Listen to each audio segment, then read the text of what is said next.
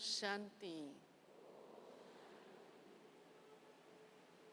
सब फिर से बोलेंगे ओम शांति।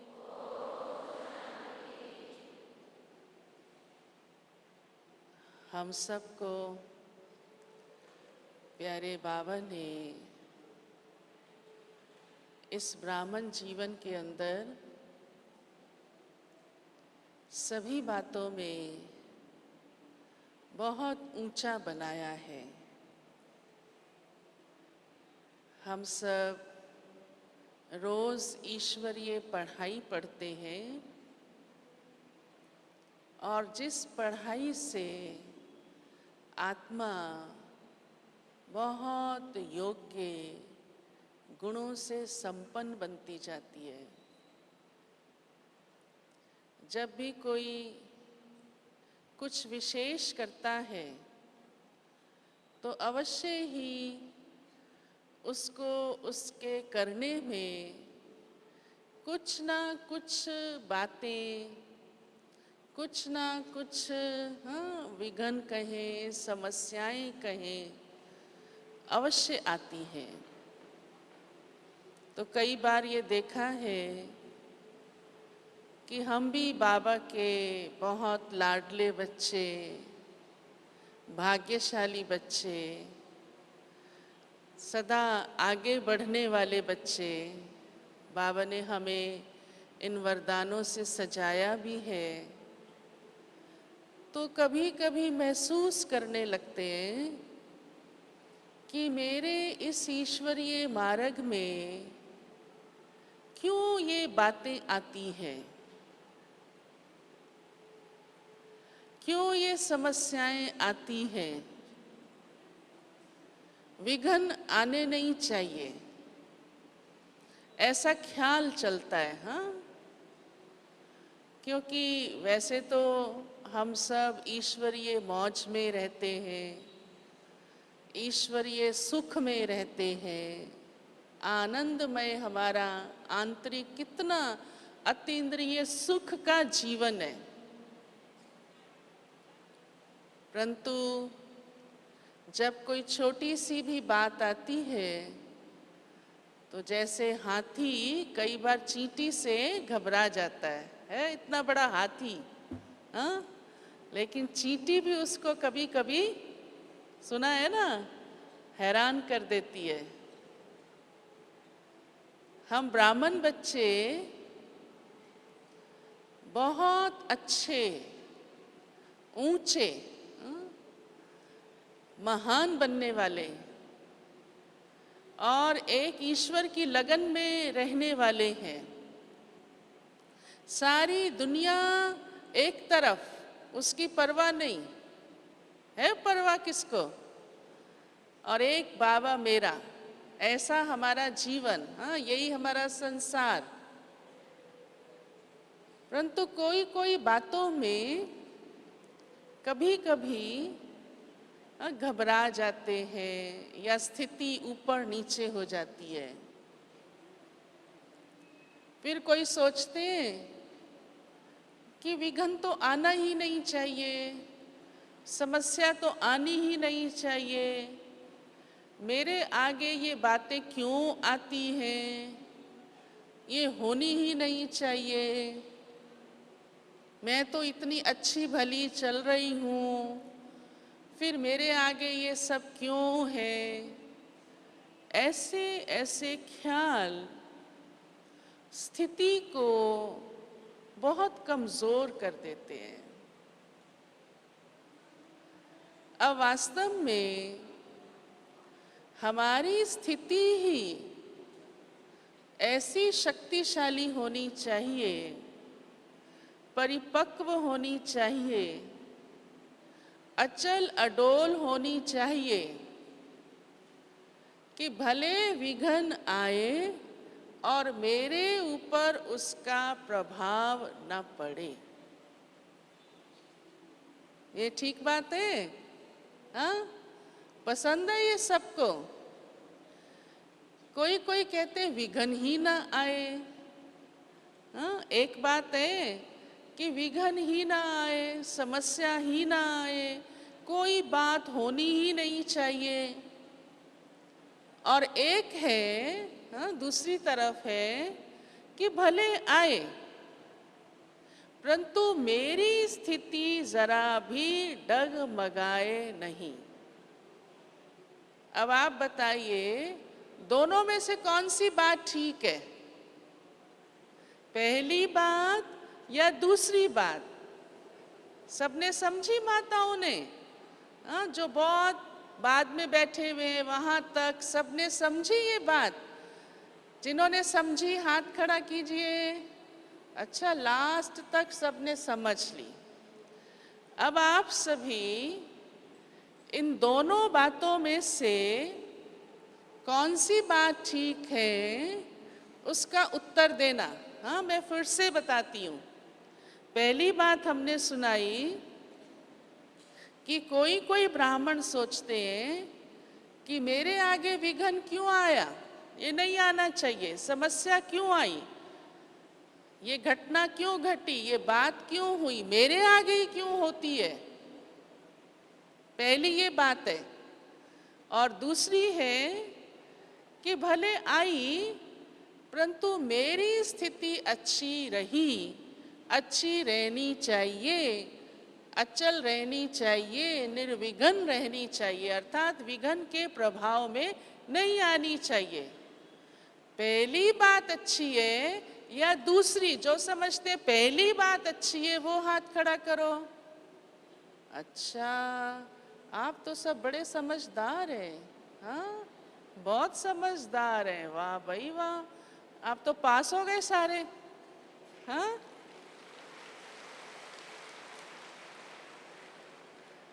तो सबको दूसरी बात पसंद है।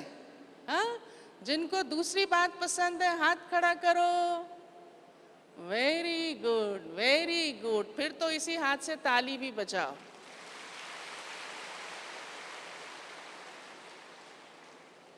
क्योंकि प्यारे बाबा ने हम सब बच्चों को इस बात के लिए ही तैयार किया है कि कुछ भी हो जाए, क्या भी हो जाए, कैसी भी बात आए, कोई भी विघ्न आए, छोटा या बड़ा, हमारी स्थिति निर्विघ्न रहे, उस बात के विघ्न के प्रभाव में न आए। विघ्न ना आए ये नहीं हो सकता, समस्या ना आए ये नहीं हो सकता। बाबा ने कहा है ना, हम कौन से राज्य में और कौन सा राज्य स्थापन कर रहे हैं? पराये राज्य में, रावण के राज्य में, माया के राज्य में, इस विकारों की दुनिया में एक नया संसार, दैवी संसार, सुखमय संसार, सतयुगी दुनिया स्थापन कर रहे हैं। तो ये कोई कम बात है क्या? कितनी बड़ी बात है ये, जो इतिहास में कभी किसी ने नहीं की है। सिर्फ संगम युग पर ही भगवान आता है, हमें अपना बनाता है, और हम वो भाग्यशाली आत्माएं, होवनार देवता आत्माएं, ईश्वरीय परिवार की आत्माएं इस नए राज्य को ला रही हैं। बाबा के सहयोगी हैं, ब्रह्मा की भुजाएं हैं, एक एक आप ब्रह्मा बाप की भुजाएं हैं। हाँ, इसीलिए उसको सहस्त्र भुजाएं दिखाई हैं। तो ये कोई छोटी बात नहीं है। हमें इसलिए किसी भी बातों से घबराना नहीं है, वो तो आएंगी ही आएंगी, ना ये नहीं हो सकता। पर हमें अपनी स्थिति को निर्विघ्न रखना है। और वैसे भी देखा जाए, अब कोई सैनिक सेना में भर्ती हो जाए और वो बंदूक से डरे, हाँ, युद्ध से डरे, वो सैनिक ही क्या जो सेना में है और युद्ध से डरे, वो विद्यार्थी क्या जो पढ़ाई करता हो और परीक्षा से डरे। सोचिए आप, हाँ, अच्छा लगता है वो? उसको क्या कहेंगे? हाँ, कहेंगे इस जैसा तो कमज़ोर, क्या क्या शब्द कह देंगे। वो सुनाने भी अब अच्छे नहीं लगेंगे, क्योंकि आप सब तो ऐसे हो ही नहीं। हाँ, डरने वाले हो ही नहीं, कमज़ोर हो ही नहीं, घबराने वाले हो ही नहीं, पीछे हटने वाले हो ही नहीं, मैदान छोड़ के भागने वाले हो ही नहीं। हो क्या? हाँ, कोई विघन आया और पीछे की ओर भाग जाए? नहीं। परंतु हम सबको अपनी अवस्था ऐसी बनानी है, हमें स्वयं को अंदर से मजबूत रखना है, कोई भी बात में घबराना नहीं है। अब उसके लिए सबसे पहली बात ये जरूरी है कि जिससे आपको घबराहट ना हो किसी भी विघन को देखकर, कोई भी समस्या को देखकर, कि जब कोई बात सामने आई है तो उसको देखते हुए या सुनते हुए कभी क्यों का प्रश्न कि ये क्यों हुआ, ये नहीं करना। ये क्या हुआ, ये कैसे हुआ, ये नहीं होना चाहिए था। कभी भी मन में यह विचार, यह शब्द नहीं आने देना, क्योंकि ऐसा सोचने से आप उस समस्या का हल नहीं कर पाएंगे, बल्कि और ही उसमें घबरा जाएंगे। जैसे कोई स्टूडेंट, हाँ, पढ़ाई करने वाला एग्जाम देने जाए और उस समय कोई भी प्रश्न को देखकर, पेपर को देखकर ये सोचने लग जाए कि ये प्रश्न तो मेरे पेपर में नहीं आना चाहिए था, तो क्या वो उसका उत्तर सोच पाएगा? वहां ही उसका दिमाग कंफ्यूज हो जाएगा। अगर सोचेगा भी तो उसको टाइम लगेगा और इतना एक्यूरेटली उसका आंसर नहीं निकाल पाएगा।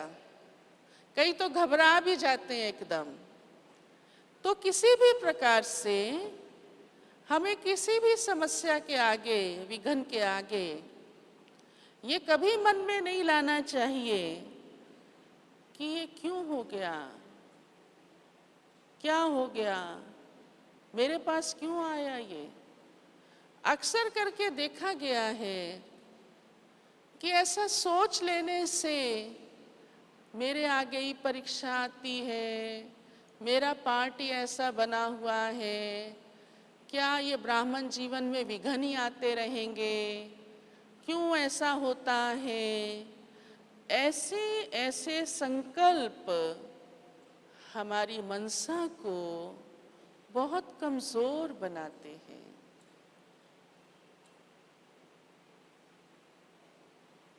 दुनिया में कहावत है, ओखली में सिर दिया, हाँ, तो मूसलों से क्या डरना।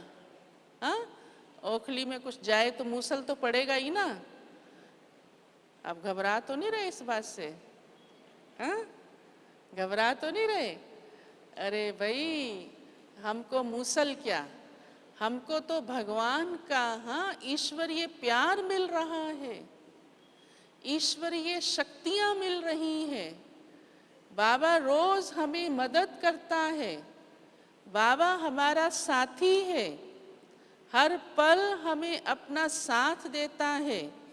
हमारे लिए तो कोई भी समस्या कोई मूसल नहीं है। हाँ, बाबा तो हमें समाधान देता है। फिर भी देखो, भले कहावत बनी है इसलिए कि हमें हिम्मत रखनी है कि कुछ भी हमारा बिगड़ नहीं सकता है।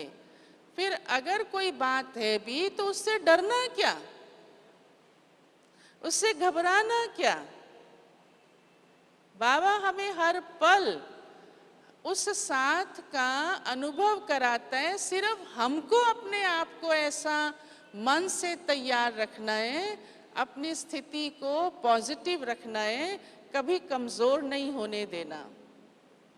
अब उसके लिए सबसे पहली पॉजिटिव अप्रोच ये है, बाबा ने हमें वरदान दिया हुआ है और उसे हमेशा याद रखना जरूरी है, कभी भी उसे भूलना नहीं। कोई भी बात सामने आती है तो तुरंत आप उसे अपनी बुद्धि में लाएंगे, और वो है सबसे पहला वरदान आप सबको मिला है, उसे नोट कर लो, सफलता हमारा जन्म सिद्ध अधिकार है। अब आप अपने आप से ये पूछिए कि जिस समय कोई विघ्न आता है उस समय हमें ये याद आता है, या उस समय हमें विघ्न ही बार बार याद आता है? विघ्न तो कोई भी प्रकार का हो सकता है।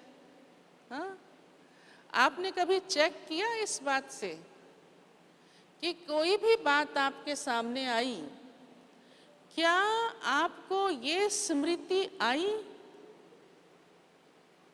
कि सफलता मेरा जन्म सिद्ध अधिकार है, या ये स्मृति बहुत बाद में आई, या ये स्मृति किसी के याद कराने से आई, या ये स्मृति आई लेकिन बाहर बाहर से, सिर्फ मुख से, हाँ बाबा ने कहा तो है सफलता तो आखिर हमारी ही है, पर फिर ये ना होता तो अच्छा था। अब आप सोचिए, हाँ क्या होगा उस समय? एक तरफ आप ऐसे सोच रहे हैं, दूसरी तरफ आप ऐसे सोच रहे हैं, क्या होगा उस समय? उस समय भी अंदर से हलचल में रहेंगे, स्थिति शक्तिशाली नहीं बन पाएगी। उस थॉट को नहीं आने देना है, और इसलिए बाबा हमेशा हमें कहते हैं कि आप अपने आप को पहले से ही तैयार रखिए। जैसे अच्छा विद्यार्थी पहले से ही अपनी पढ़ाई विधिवत पढ़ता रहता है, पहले से ही वो समय के साथ साथ, कोर्स के साथ साथ, जो डायरेक्शन मिलता है उसके साथ साथ एक्यूरेट चलता रहता है। फिर अगर अचानक भी टीचर उससे कोई टेस्ट लेता है तो उससे घबराहट नहीं होती। घबराहट उसको होती है जिसने पहले अपने ऊपर ध्यान ही नहीं दिया हुआ होता, एक्यूरेट पढ़ाई की नहीं होती, कहाँ ना कहाँ मिसिंग होती है उसकी, उसने उसके ऊपर स्टडी की नहीं होती, तो उसे कोई छोटी सी भी बात अचानक टीचर पूछ लेता है तो उसे घबराहट होने लगती है। इसी प्रकार से ब्राह्मण जीवन के अंदर भी हम अपने पुरुषार्थी जीवन में अपने ऊपर इतना ध्यान नहीं रखते, फिर कोई बात आती है तो घबरा जाते हैं। अगर पहले से ही हम अपने वो रूहानी शक्तियाँ भरते जाएं, ज्ञान की, योग की, धारणा की, सेवा की, चारों विषयों में हमारी एक्यूरेसी हो, पुरुषार्थ हमारा एक्यूरेट हो, अमृत वेला हमारा पावरफुल हो, रोज़ की मुरली हम पढ़ते रहें, अपनी मर्यादाओं और नियमों के अनुसार चलते रहें, आज्ञाकारी रहें। हाँ, ये जितनी बातें बाबा ने हमारे जीवन के अंदर नेचुरल दी है, हमारी दिनचर्या दी है, तो देखा गया है फिर विघ्न से घबराहट नहीं होती। फिर अंदर ये भी स्मृति रहती है कि मुझे बाबा की मदद है, सफलता मेरी ही होनी है, तब अंदर पक्का निश्चय होता है। फिर दूसरा थॉट नहीं आता, और जब ये थॉट पक्का होता है, सफलता मेरी निश्चित है, मेरा ईश्वरीय जन्म सिद्ध अधिकार है, तो स्थिति हलचल में नहीं आती। अब विघन चाहे कुछ भी हो, कोई कोई फिर ये भी कहते हैं, बहन जी विघन ही ऐसा था, बात मत पूछो, ऐसे मैं नहीं घबराती हूँ, छोटी मोटी बातें मेरे ऊपर असर नहीं करते हैं, आपको क्या पता वो समस्या कैसी थी। हाँ, ऐसे ऐसे सोच के, हाँ, थॉट्स लाके अपने मन को और कमज़ोर कर लेते हैं, सहारा दे देते हैं जैसे कि शायद मेरा घबराना भी ठीक ही है, मेरा रोना भी ठीक ही है, हाँ, मेरा गिड़गिड़ाना भी ठीक ही है। क्या ये ब्राह्मण जीवन के संस्कार हैं हमारे? हाँ, बाबा को अच्छा लगता है कोई रोए? अच्छा लगता है? बोलो हाँ जी या ना जी। हाँ, माताओं को बड़ी जल्दी रोना आ जाता है। बहू अगर दो शब्द कड़वे बोल देती है, कहना नहीं मानती है, हाँ, कोई चीज़ छिपा लेती है, तो बस चलो बहू ही क्यों, यहाँ बहुएं भी बैठी हैं, सासें भी बैठी हैं, हाँ, पाठ तो सारा ही बजाना है, चाहे माता का, चाहे बहू का, चाहे सासू का, पाठ तो बजाना ही है ना, चाहे सहेली का, हाँ, जो भी पार्ट मिला है वो तो पार्ट ही है ना, हाँ, नाटक ही है ना बेहद का, जिसमें हर एक अपना अपना रोल अदा कर रहा है। परंतु कोई भी ऐसी बात हो गई, तुरंत रोना आ जाएगा। क्या रोना विघन नहीं है? सोचो, रोना विघन नहीं है? या रोना बहुत अच्छी बात है, मन हल्का हो गया। परंतु मन भारी ही क्यों हुआ जो रोकर हल्का किया? सोचो, हाँ, भारी ही क्यों हुआ? बाबा तो यहाँ तक कहते हैं बच्चे, ब्राह्मण जीवन में दुख की फीलिंग भी ना आए। दुख भी होना कमजोरी है, क्योंकि हमारा ये जीवन ना दुख दो ना दुख लो, सुख दो और सुख लो। तो कोई भी विघन आए, चाहे विघन भी देखो किसी भी प्रकार का हो, चलो तन का होगा, बीमारी आएगी, कष्ट आएगा, धन का होगा, धन ऊपर नीचे होगा, हाँ, संबंध का होगा, जन का होगा, मन से होगा, हाँ, मन कमज़ोर हो जाता है, जो भी प्रकार से आते हैं। अब उसके विस्तार में तो हम नहीं जाएंगे। आपसे पूछना शुरू करें तो आप 11,000 बैठे हो तो 11,000 विघन सुना सकते हो सकता है ना? हाँ, एक एक से पूछेंगे तो एक क्या 10-10 भी सुना सकता है, ऐसे होता है वैसे होता है, तो वो तो ढेरों ढेरों ढेरों हैं। उनके चिंतन में नहीं जाना, उनके विस्तार में नहीं जाना, और उसको स्मृति में भी नहीं लाना, बल्कि उसे पार करके दिखाना है। कैसे बाबा ने, मम्मा ने सभी बातों को पार किया, हमारी दादियों ने, मिसाल है हमारे सामने, हमारे वरिष्ठ भाई बहनें मिसाल है हमारे सामने, क्या नहीं समस्या या विघन उनके आगे आता होगा, आप सोच सकते हैं। हाँ, बाबा ने सब पार करके दिखाया।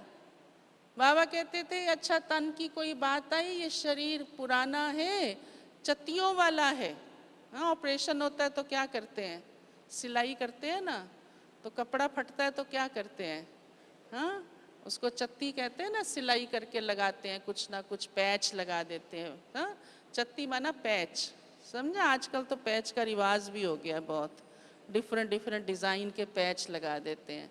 तो विचार चल रहा था शरीर को भी पैच लगते रहते हैं ना, डिफरेंट डिफरेंट, हाँ, बाहर से भी अंदर से भी लगते हैं। आजकल तो बाहर से मेडिकल साइंस इतनी परफेक्ट होती जा रही है, वो दिखाई भी नहीं देते हैं, इतनी परफेक्शन से लगाते हैं, देखो क्या कमाल करते हैं। तो बाबा ने तो पहले ही कह दिया था ये शरीर पुराना है, चत्तियाँ लगेंगी लगेंगी। खांसी होती थी, बाबा कहते थे ये मेरी सखी है। अब बताओ, सखी से तो अच्छा ही लगता है, कितना बाबा का पॉजिटिव थॉट होता था। हाँ, उसको भी बाबा ने फ्रेंड बना लिया अपनी, ताकि उसका आना भी मुझे खराब ना लगे, हाँ, बुरा ना लगे, फील ना हो। चलो गोली खाई, पार हुआ। धन की कितनी परीक्षा आई। शुरू में शिव बाबा के आते ही बाबा को शिव बाबा में इतना निश्चय कि वो धन हीरे पत्थर दिखने लग गए। कहा मुझे ज्ञान रत्नों का व्यापार करना है। बाबा को ये सोच नहीं चला, ये नेगेटिविटी नहीं आई कि क्या होगा कल, अरे मिला कौन है मेरे को। हाँ, और जब बेगरी पार्ट भी आया तब भी बाबा को शिव बाबा में इतना निश्चय, खिलाने वाला शिव बाबा है, ये उनके बच्चे हैं, भूखे नहीं रह सकते, भूखे नहीं मर सकते, बाबा भूखा रखेगा ही नहीं। और सचमुच सबने बाजरे का डोडा भी बड़े प्यार से उस प्रभु प्रेम में खाया, कोई तकलीफ नहीं हुई, सहज पार हो गया सब कुछ। कितनी बातें इतिहास के, यज्ञ इतिहास की आप सुनते हो, समझते हो, सब कुछ हमारी दादियों ने सब पार किया। आज दिन तक भी हमारे बड़े अनुभवों की अथॉरिटी है हर बात के, तो सब पार किया ना, क्योंकि बाबा ने हम बच्चों को हर बात में आगे बढ़ने की बहुत युक्तियां, शक्तियां और साथ और मदद हमेशा दी है और दे रहा है, परंतु हम उसे यूज नहीं करते हैं। पढ़ लेते हैं, सुन लेते हैं, हाँ, बाप दादा आते हैं, मुरली चलाते हैं और हमें बड़ा अच्छा लगता है, बड़े आराम से, बड़े सुख से हम दिल से उससे स्वीकार करते हैं, सच बाबा अब हम ऐसा ही बनेंगे। हाँ, फिर 4 दिन बाद देखो भूल जाते हैं अगर, तो उसी से कनेक्टेड हमने कई बार अनुभव किया है, उसी बात से कनेक्टेड हमारे आगे परीक्षा आती है। तो क्या सचमुच हम उस बात को पूरी तरह बाबा ने जैसा कहा वैसा यूज कर रहे हैं? अगर उस निश्चय से चलते हैं तो विघ्न हमारा कुछ भी बिगाड़ नहीं सकता। हमारी स्थिति बहुत अच्छी रहेगी।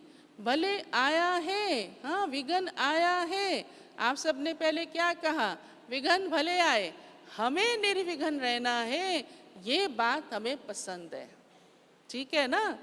फिर तो कभी भी कोई बात आएगी तो ये प्रश्न तो उठेगा ही नहीं कि ये क्यों विघ्न आया, चाहे कैसा भी आया। हाँ, अच्छा, फिर कई कहते हैं हमें धन की परवाह नहीं है, हमें तन का कष्ट भी चलो सह लेते हैं, अपना ही है, पर ये जो रिश्तेदारी है, संबंधी हैं, ये बहुत दुखी करते हैं। हाँ, ये मन का चैन करने नहीं देते, योग भी लगने नहीं देते। अरे भाई, ये भी तो बाबा ने हमको जिम्मेवारी दी है कि इन सब का भी कल्याण करने के निमित्त कौन है, बोलिए कौन है? हाँ, आप ही हैं। बाबा ने कहा है आप ही सबके पूर्वज हैं, बड़े हैं। बड़े को ही लौकिक में भी क्या होता है, आयु से भी जो बड़ा होता है ना घर में, हाँ, तो कहते हैं सुननी तो मेरे को ही पड़ेगी, कहती है ना ऐसे माताएं। हाँ, क्या करें, बच्चों की भी मैं ही सुनूं, संबंधियों की भी सुनूं, बहू बेटे की भी सुनूं, दामाद की भी सुनूं, सुननी तो मेरे को ही पड़ेगी, ज़रूर आपको ही पड़ेगी। हाँ भाई, बड़े हो तो सुननी तो पड़ेगी, ऐसे सोचते हैं ना मन में। तो बाबा ने तो आपको सारे विश्व का बड़ा बनाया है कि आप पूर्वज हैं, आप ही इस कल्प वृक्ष की जड़ में बैठे हैं और सारे वृक्ष का आधार वृक्ष की मूल है, जड़ है। हाँ? अगर जड़ ही उखड़ना शुरू हो जाए तो सारे वृक्ष का क्या हाल होगा, आप सोचो क्या हाल होगा। जिस वृक्ष की जड़, थोड़ी जड़ें पक्की नहीं होती हैं, हाँ, धरती के अंदर, तो लगता है ना इस वृक्ष को, और देखेंगे धीरे धीरे वो सूखना भी शुरू हो जाता है, उस पे फल फूल भी नहीं आते हैं। तो हमको तो बाबा ने वृक्ष की जड़, संगम युग माना वृक्ष की जड़ में हम ब्राह्मण बैठे हैं। हमारे ऊपर सारी ये विश्व, हाँ, दुनिया आधारित है। कल्प वृक्ष का चित्र तो आप सबने देखा है ना। तो आप सभी धर्मों की, सभी मनुष्य आत्माओं की पूर्वज आत्माएं हैं, देवता आत्माएं हैं। ब्राह्मण सो देवता बनने वाली ऐसी ऊंचे कुल की, ईश्वरीय कुल की आत्माएं हैं। तो पूर्वज जो होता है वो देने वाला होता है, वो लेने वाला नहीं होता है। बाबा आपको दे रहा है और आप फिर अन्य आत्माओं को देने वाली आत्माएं हैं। तो ज़्यादा जो कई कई बार, हाँ, घरों में भी देखा है, परिवारों में खिटखिट होती है, विघ्न आते हैं। छोटे छोटे विघ्न तो इसी प्रकार के होते हैं। मान इज्जत का आ जाएगा, तेरे मेरे का आ जाएगा, लेन देन का आ जाएगा, इसने मुझे पूछा नहीं, मेरे साथ ऐसा हुआ, अनेकों अनेकों ऐसी बातों में घबरा जाएंगे। चलो कहीं बिजनेस में कुछ अच्छा नहीं हुआ या ऑफिस में कुछ ऊपर नीचे हो गया। तो बाबा हमें कहते, बच्चे आप पूर्वज आत्मा हो। हमेशा अपने को ऐसा समझ कर ही सभी संबंधियों के साथ, जो भी जन व्यवहार में आपके आते हैं, नज़दीक वाले आते हैं या दूर वाले आते हैं, सबके साथ ऐसा समझकर व्यवहार में आने से आपको कभी किसी की कोई भी बात बुरी नहीं लगेगी।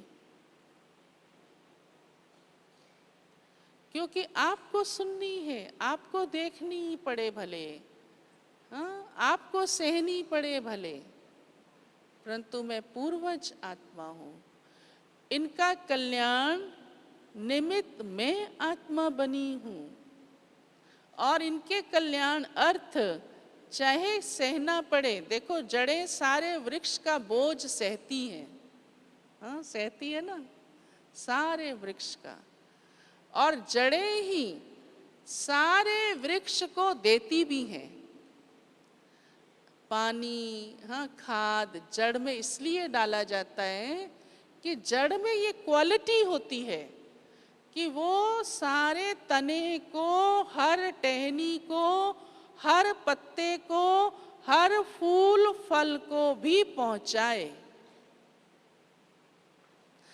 फूल और फल तो ऊपर होता है, वो वहाँ हरा भरा कैसे हो जाता है? क्योंकि जड़ ने वो खाद और पानी उस तक पहुंचाया। तो मैं कौन हूँ? मैं ऐसी पूर्वज आत्मा हूँ। फिर आपको ये बातें कुछ नहीं लगेंगी। ये जो विघ्न बड़े बड़े दिखते हैं ना, हाँ, छोटा सा विघ्न आता इतना पहाड़ लगने लगता है। हाय मेरे घर में ऐसा क्यों हो गया, हाय मेरा बेटा अच्छा क्यों नहीं पढ़ पाया, मेरे पति का बिजनेस क्यों नहीं बढ़ता है। रोते रोते माताएं आती है, मेरा पति है ना, देखो बहन जी अच्छा कमाता ही नहीं है। अरे भाई आप इसी बात के कारण, हाँ, उसी को इतना बड़ा विघ्न समझ के अपना ये रूहानी पुरुषार्थ का जीवन भी ढीला कर बैठते हैं, क्योंकि मन कमजोर हो जाता है। बार बार वो नेगेटिव थॉट अपनी तरफ खींचता है, ऐसी अनेक बातें। लेकिन बाबा कहते हैं आप खुद कौन हो ये सोचो। मैं स्वयं क्या हूं और बाबा मुझे भरपूर कर रहा है। मेरा रोल कौन सा है? सारे कल्प में मैं आत्मा अवश्य विशेष रोल वाली रही हूँ, तभी तो अभी भी बाबा ने आपको सर्व के कल्याण के निमित्त बनाया है। और कितने नशे से, देखो बाबा हमें जब कहते हैं, हम सब कितने नशे से बोलते हैं, हाँ मैं ही मास्टर विश्व कल्याणकारी हूँ। तो कल्याण करने वाली आत्मा एक छोटे से बात को या चलो बड़ी बात को भी अपना अकल्याण समझ के चले और उस विघन में आ जाए और स्थिति हलचल में आ जाए, ये तो शोभा नहीं देता, ये तो जचती नहीं है बात। हाँ, अपना अकल्याण के चिंतन में चली जाए तो मेरा अकल्याण तो हो ही नहीं सकता, ये निश्चय नहीं है क्या? बाबा ने कहा है ना बच्चे, संगम युग माना कौन सा युग? बोलो। अच्छा, और ब्राह्मण जीवन माना कल्याणकारी जीवन। हाँ, संगम युग माना कल्याणकारी युग। तो क्या मेरा अकल्याण हो सकता है? पूछो अपने आप से। कल्याणकारी बाप मिला, कल्याणकारी युग में आप पैदा हुए और कल्याणकारी ये ब्राह्मण जीवन है हमारा, जन्म है हमारा, तो फिर मेरा अकल्याण कैसे हो सकता है? ये स्वयं में निश्चय रखो कि मेरा अकल्याण हो ही नहीं सकता। किसी भी बात में जब थोड़ा सा भी अकल्याण की फीलिंग आती है ना कि मेरा क्या होगा, बस तब ही स्थिति सारी उलझ जाती है, ऊपर नीचे हो जाती है, गड़बड़ में आ जाती है। तो क्या मुझे स्वयं में ये निश्चय नहीं? क्या मुझे ड्रामा में ये निश्चय नहीं? और अगर किसी ब्राह्मण को ये कहा जाए आपको ड्रामा में निश्चय नहीं, अच्छा लगता है? हाँ, आप अपने आप से ये बात पूछो जरा कि मेरे को ड्रामा में निश्चय है।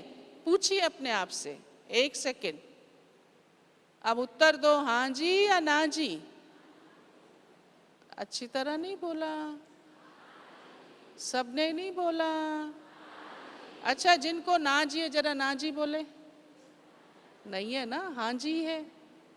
हाँ, तो जब मुझे ये निश्चय है, स्व में भी निश्चय है और ड्रामा में भी निश्चय है, तो मेरा अकल्याण तो हो ही नहीं सकता।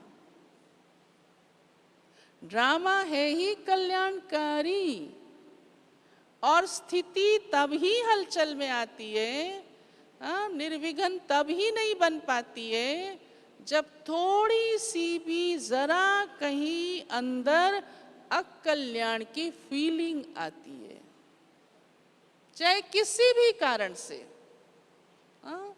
कोई भी कारण हो, कारण तो कोई भी हो सकता है ना, बड़ा भी हो सकता है, छोटा भी हो सकता है, और उस कारण से चाहे कैसा भी विघ्न हो।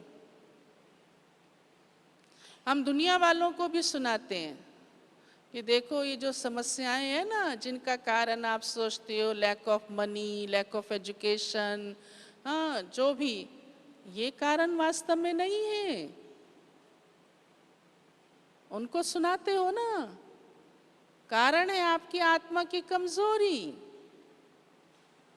आप बॉडी कॉन्शियसनेस में हो, उनको सुनाते हो, आप ज्ञान समझाते हो, सब शिव शक्तियां हो आप। बाबा ने ज्ञान कलश अमृत आपके ऊपर रखा है। तो मैं अपने आप के लिए छोटे छोटे कारणों को, विघ्नों को ये समझ के बैठ जाऊं कि इसके कारण ये बात है, इसके कारण ये विघ्न है, इसके कारण मेरी अवस्था हलचल में आती है, ये कैसा लगता है? तो वास्तव में हमें अपने अंदर से हमेशा कल्याणकारी फीलिंग में ही, क्योंकि मेरा ये है ही कल्याणकारी जन्म, मेरा अकल्याण हो ही नहीं सकता है। ये है प्रैक्टिकल ड्रामा में निश्चय का स्वरूप। ये है प्रैक्टिकल स्वयं में निश्चय का स्वरूप। अगर मुझे कभी अकल्याण की फीलिंग आती है तो समझ लो आपको स्वयं में भी निश्चय नहीं है। जबकि आप स्वयं के बारे में सुनना भी नहीं चाहेंगे। हाँ, स्वयं के बारे में तो वो सब कितना अच्छा लगता है जब बाबा हमें कहते हैं, बच्चे आप शिव शक्तियाँ हो, आपके ऊपर ये जिम्मेवारी है, आप उद्धार मूर्त हो, आधार मूर्त हो। हाँ, सबका कल्याण करने वाली हो, विश्व कल्याण कारिणी हो, दुर्गा हो, शक्ति हो, देवी हो। तो हमेशा ये अंदर रहे, पक्का। तो ये सबसे बड़ा नुस्खा है निर्विघ्न स्थिति का, कि हमें हर बात में क्या दिखाई दे, क्या दिखाई दे, कल्याण दिखाई दे। अब आप ये प्रैक्टिस करना, कोई भी बात आए उसमें से मुझे कल्याण दिख रहा है, भले सामने घटना अकल्याण की है, हाँ, सामने नुकसान दिख रहा है, परंतु उसमें भी क्या मैं आत्मा अपना भला सोच सकती हूँ, अपना फायदा सोच सकती हूँ, अकल्याण की फीलिंग मुझे न आए। इस पर हम एक कहानी सुनाया करते हैं। हो सकता है वो कहानी बहुतों की सुनी भी हुई हो, बहुत पुरानी कहानी है, छोटेपन में कोर्स में भी आती थी। हाँ, संस्कृत में, इंग्लिश में भी, ईश्वरम यत् करोति शोभनम करोति, कि ईश्वर जो करता है अच्छा करता है। अब दुनिया वालों को ये तो नहीं पता कि ईश्वर करता है या ड्रामा में सब कुछ फिक्स है। हाँ, तो एक बार एक राजा था और उसका मंत्री था। मंत्री तो बहुत थे, जो एक मंत्री था जिसके साथ उसकी बहुत कारोबार चलती थी और बड़ी अंडरस्टैंडिंग थी आपस में, तो दोस्ती जैसी। तो क्या हुआ कि अचानक राजा की उंगली कट गई। तो राजा का, क्योंकि उस मंत्री से बहुत प्यार था, अंडरस्टैंडिंग थी, हर समय साथ भी रहते थे, राजा कहीं बाहर जाता था तो अक्सर उसको अपने साथ ले जाता था, शिकार खेलने भी जाता था तो भी दोनों शिकार खेलने के भी बड़े शौकीन थे। तो राजा जिससे फ्री होते हैं ना, उसको अपनी हर बात सुना देते हैं। तो राजा दरबार में आया, थोड़ा लेट आया, परेशान सा था, मंत्री भी पहुंचा। तो राजा ने कह दिया, आज ना मेरी उंगली कट गई है। तो जैसे पेन होती है ना अंदर से, तो उस भाव से बोल देते हैं। तो आगे मंत्री ने कह दिया कि राजा कोई बात नहीं, अच्छा हुआ, इसमें क्या है। राजा को बड़ा गुस्सा आ गया। उस समय दरबार में उसको जैसे मान अपमान का ख्याल आ जाता है ना, कि मंत्री ने ऐसी बात कह दी, मेरी उंगली कट गई, मुझे दर्द हो रहा है और ये कह रहा अच्छा हुआ। तो राजा ने उसी समय ना आगे सोचा ना पीछे और ऑर्डर कर दिया, मंत्री को जेल में डाल दो। अब राजा का ऑर्डर हो गया, सभा लगी हुई है, तुरंत आए और उसको पकड़ के ले गए और जेल में डाल दिया। और राजा अंदर से बड़ा जैसे अपना बैलेंस खो बैठा, इरिटेट सा हो गया और सभा से उठ करके, और उसको शिकार खेलने की आदत थी, घोड़ा उठाया और शिकार खेलने चल पड़ा। अक्सर ऐसे होता भी है, जब कोई बात हो जाती है ना तो क्या करते हैं, उस समय काम भी छोड़ देते हैं। हाँ, घर में कोई बात होगी, खाना बना रही है, बच्चों ने परेशान, कहेगी खाना ही नहीं बनाती, लो खा लो अब अपने आप। हाँ, या नमक डबल चला जाएगा, उस समय दिमाग में परेशानी है, एक बार डाल दिया वो भूल गई, फिर दोबारा डाल दिया, ये परेशानी। हाँ, मेंटल इरिटेशन की निशानियां हैं सारी, बैलेंस खो बैठते हैं। क्यों खो बैठते हैं? क्योंकि जो बात आई वो दिमाग में नेगेटिव चली गई। बाबा हमें कितना शक्तिशाली बनाता है। हाँ, उस बात के प्रभाव में नहीं आना चाहिए। अब वो राजा आ गया उसके प्रभाव में, बात के, हाँ, विघ्न के प्रभाव में ना आने से ही तो स्थिति अच्छी रहेगी ना, आने से तो गड़बड़ हो जाएगी। अब वो गड़बड़ हुई, राजा चला गया शिकार खेलने। और राजा को अकेले जाने की आदत भी नहीं थी, लेकिन जब मनुष्य परेशान होता है, गुस्से में होता है, तो वो डिसीज़न भी ठीक नहीं लेता। हाँ, कई बार छोटे से विघ्न के कारण डिसीजन पावर भी चली जाती है और बैलेंस को बैठते हैं। तो फिर अपने को मन को चेंज करने के लिए फिर कुछ और काम में लग जाते हैं।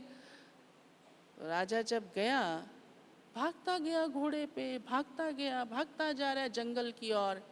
तो रास्ता भटक गया, गहरे जंगल में पहुंच गया। वहाँ क्या हुआ कि कोई डाकुओं का गिरोह पहले से ही था और वो किसी देवी की बलि चढ़ाने की तैयारी में लगा हुआ था।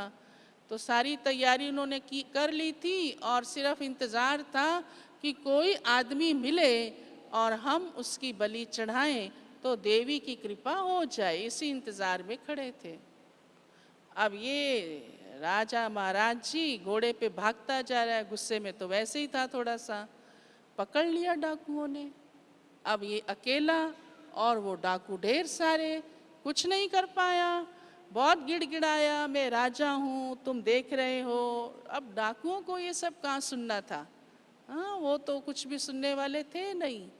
उन्होंने कहा आज तो बहुत ही अच्छा हुआ और पकड़ के राजा को देवी के आगे खड़ा कर दिया और अपने सरदार को बुलाया कि आओ हमारा काम आज सिद्ध हो गया, अब इसकी बलि चढ़ाओ। और उनका सरदार तलवार लेके आ गया। तो सरदार तो होशियार था ना, हाँ हेड था, अनुभवी था। वो आया, उसने जैसे तलवार निकाली राजा के गले पे लगाने के लिए बलि चढ़ाने, तो उसकी नज़र राजा की उंगली पे चली गई। जो होशियार होता है ना वो चारों तरफ फटाफट 1 सेकंड में देख लेता है। तो उसने बोला डाकुओं को, तुम तो सब मूर्ख हो, ये आदमी तो बलि के लायक ही नहीं है, इसकी तो उंगली कटी हुई है और देवी अंग भंग व्यक्ति को स्वीकार नहीं करती है और हमारी ये बलि सफल नहीं होगी। उसको खूब गुस्सा आया, उसने एक लात मार के राजा को फेंक दिया परे, कहा ये बेकार आदमी हमारे काम का नहीं है। अब देखो राजा बेचारा हाँ दूर पड़ा है, काफ़ी देर बाद उसको सांस आई, होश आया, उसको याद आया कि ये तो मैं कहीं रास्ता भटक गया, अच्छा हुआ आज मैं बच गया। फिर घोड़ा उठाया, वापिस आया, रास्ते में सोचता आया घबराया हुआ कि आज तो मेरी इस कटी हुई उंगली ने मेरी जान बचा दी। अगर मेरी ये उंगली कटी हुई ना होती तो आज वो डाकू मेरा गला काट देता। तो बेचारे को बड़ा अच्छा लगा, अंदर से राहत मिली कि इस कटी हुई उंगली ने मेरी जान बचाई। बार बार उसके दिमाग में वही थॉट आता जाए आता जाए। हाँ फिर राजमहल में पहुंचा, विश्राम किया, स्नान पानी किया, फिर तैयार होके बैठा। तो उसकी बुद्धि ने काम किया कि सचमुच मेरी इस उंगली का कटना कितना अच्छा हुआ, कितना कल्याणकारी हुआ कि आज मैं बच गया। फिर उसको याद आया कि मेरे मंत्री ने ठीक बोला था और मैंने उसको जेल दे दी, ये क्या किया मैंने। फिर उसने दोबारा भेजा, कहा मंत्री जी को जेल से वापस ले आओ। अब मंत्री जी को जेल से रिहा किया गया। वो आया राजा के पास, वो तो अपनी उसी ही मस्ती में था, बहुत शांत एकदम मुस्कुराता हुआ आ गया राजा के पास। राजा उसको देखकर बड़ा हैरान, राजा बड़ा प्रसन्न भी अंदर से और कहे मंत्रीवर मैंने आपको इसलिए बुलाया कि ये तो देखो मेरी उंगली कटी थी तो मेरी जान आज बच गई और आपने तो ठीक ही किया जो ये कहा। हाँ मैं उस समय आपकी बात को समझा नहीं और मुझे बड़ा बुरा लगा और इसलिए मैंने आपको जेल में डाल दिया। राजा क्योंकि बुद्धिशाली तो था ही, तो राजा ने नेक्स्ट प्रश्न किया मंत्री से कि मंत्रीवर ये तो चलो आपकी बात ठीक रही, आपने बोल दी कि उंगली कटी तो क्या हुआ, अच्छा ही हुआ और मैंने ये देख भी लिया, हाँ मैं उससे बच गया। परंतु मेरे मन में बार बार ये खेद हो रहा है कि मैंने आपको जेल क्यों दे दी, मेरी वजह से आपका इतना अपमान हो गया, आपको इतना कष्ट सहना पड़ा। तो मंत्री क्या कहते हैं, मंत्री ने कहा क्योंकि दोनों हमेशा शिकार इकट्ठे खेलने जाते थे। तो मंत्री ने कहा, राजन ये और भी अच्छा हुआ। अब राजा बेचारा बड़ा हैरान कि इसको तो जेल दी, मैंने इसको जेल में डाला, मैंने इसका भरी सभा में इतना अपमान किया और ये फिर भी कह रहा है अच्छा हुआ। तो मंत्री ने आगे जवाब दिया, राजन आप मेरे को साथ ले जाते अगर जेल में ही नहीं डालते तो, और वहां पर जब आपकी बलि चढ़ने वाली थी वो आपको हटाकर मेरी बलि चढ़ा देते। इसलिए मैंने कहा कि ये बहुत अच्छा हुआ कि मैं इतने से तो छूट गया ना, कि सिर्फ जेल हुई और मेरा अपमान हुआ। तब राजन को समझ में आया कि सचमुच ये तो हर बात में अच्छा हुआ। हाँ? तो आप सोचिए कि उस समय कोई भी बात बुरी लगती है, कष्टदायी लगती है, असहनीय लगती है, लेकिन क्यों लगती है? क्योंकि हम उसके राज को नहीं समझते तब। और बाबा ने हम सबको सभी बातों का राज समझाया है। बाबा ने आपको त्रिकालदर्शी बनाया है। क्यों बनाया है? क्या सिर्फ ज्ञानी बनाने के लिए कि आपको पता रहे सतयुग था, द्वापर था, कलयुग था? क्यों बनाया है? क्यों हर बात का बाबा ने आपको ही राज सुनाया? मुरलियों में क्या आता है? मैं आदि मध्य अंत का राज सुनाता हूं। पढ़ते हो ना सब? बाबा कहते हैं ना, राज का मतलब क्या होता है? हाँ, समझते हो ना राज का मतलब क्या होता है? कि अवश्य इसमें कुछ ना कुछ ऐसा छिपा हुआ है जिसे हम जानते हैं। हमको बाबा ने नॉलेजफुल बनाया है। हमको बाबा ने बताया, बच्चे आपके पास्ट कर्म कैसे थे, आपका मध्यकाल द्वापर कलयुग कैसे बीता है, आपने क्या क्या किया है, और ये अब जीवन ब्राह्मण जन्म आप हमारा कैसा है, कितना ऊंचा कल्याणकारी है। इसमें ही हम अपने जन्म जन्मांतर के भाग्य को बना रहे हैं, पिछले हिसाब किताब चुकतू कर रहे हैं। अब जो हम करेंगे उससे हमारा भविष्य कितना ऊंचा बनने वाला है। इस एक जन्म में हम पूरे ड्रामे के चक्र को समझ करके अपने सभी जन्मों को महान बनाते हैं। तो जो भी हमारे पिछले जन्मों के खाते हैं वो यहाँ ही चुकतू होने हैं, और जो भी हमारा इस जन्म का पुरुषार्थ है वो हमें आगे बढ़ाने वाला है, अनुभवी बनाने वाला है। अगर आप अनुभवी नहीं बनेंगे तो आप भविष्य राज तख्त पर कैसे बैठेंगे? क्या कोई राजा अनुभव विहीन अच्छा लगता है? हाँ, अच्छा लगता है। इसलिए आप इतिहास को भी देखो, छोटे छोटे राजाओं ने भी द्वापर कलयुग में भी, हाँ, विकारी राजाओं ने भी सब प्रकार की विद्या ग्रहण की। छोटे से राजकुमार को भी अपने पास रखकर नहीं पालते, गुरुकुल में भेज देते, चाहे उसे वहां जाकर लकड़ियां ही बीननी पड़े। क्यों? क्यों? क्योंकि तब तक ये राजगद्दी के लायक नहीं हो सकता।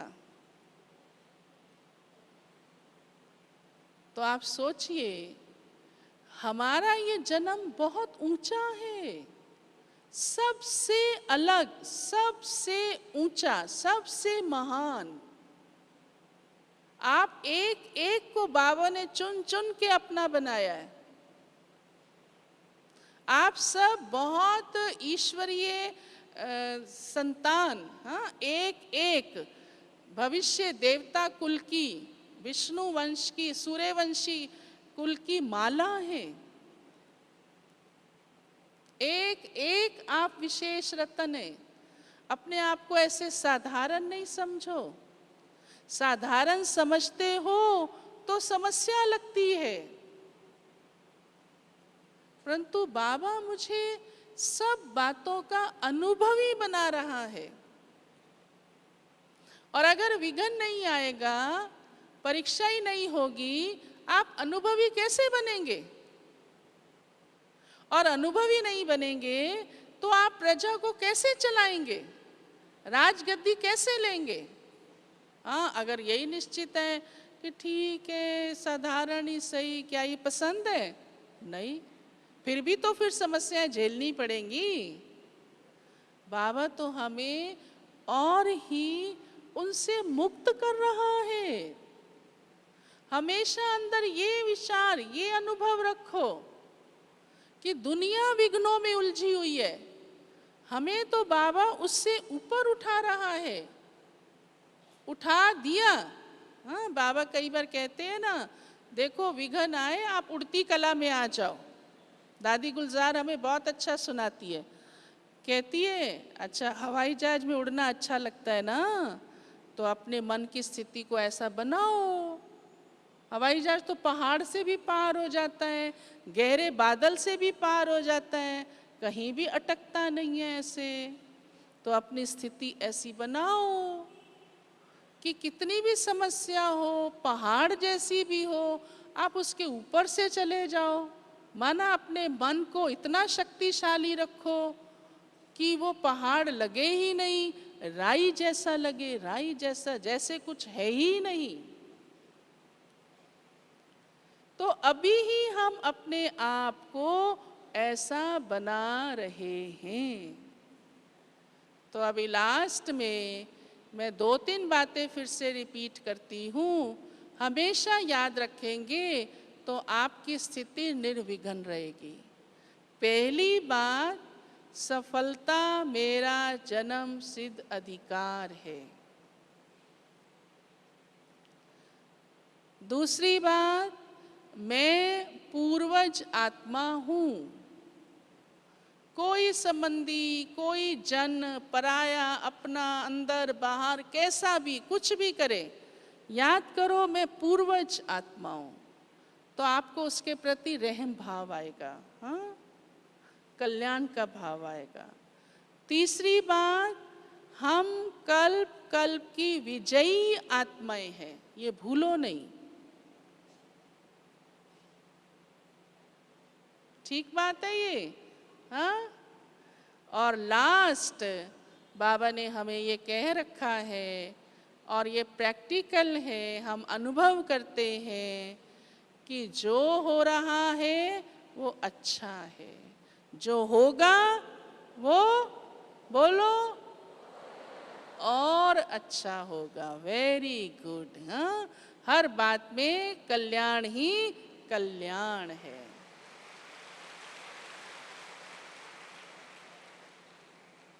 ओम शांति।